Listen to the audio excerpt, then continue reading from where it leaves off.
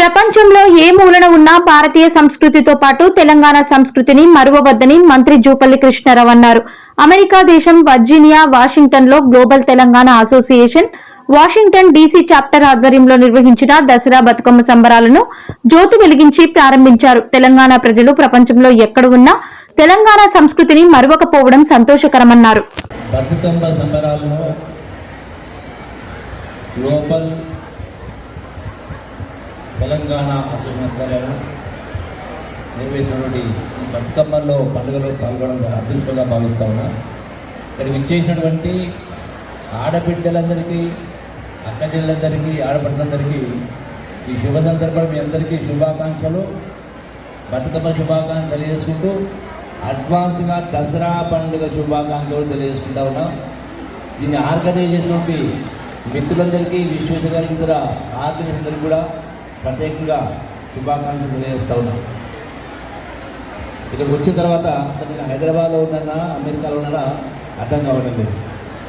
మీరందరూ కూడా మీ మీ మేధాశక్తితో సప్త సముద్రాలు దాటి అమెరికాకు వచ్చి మీ కాళ్ళ పైన మీరు బతుకుతూ ఇలా భారతదేశ చరిత్రలో భారతదేశ సంఘటన శక్తిగా ఏర్పాటు చేస్తూ ఉన్నారు. అట్లాగే తెలంగాణ రాష్ట్ర ఏర్పాటులో కూడా మీరందరూ కూడా గొప్ప పాత్ర పోషించారు.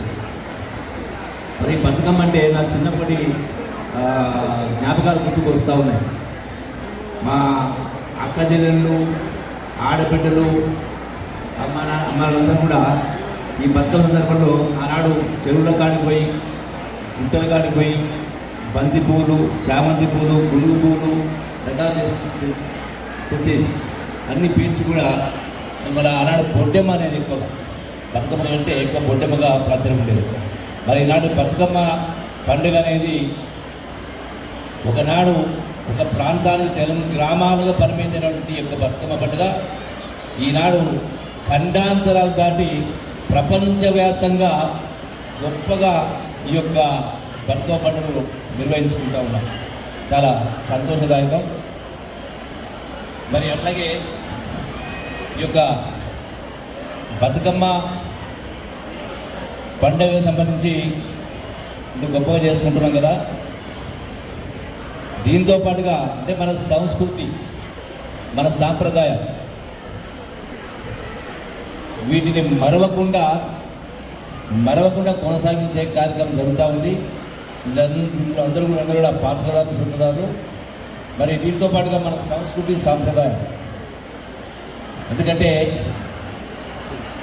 నా శాఖ కూడా కల్చరల్ శాఖ అంటే ఏదో ఆట పాటల మంత్రి అనుకుంటారు, కానీ కల్చర్ అంటే సంస్కృతి.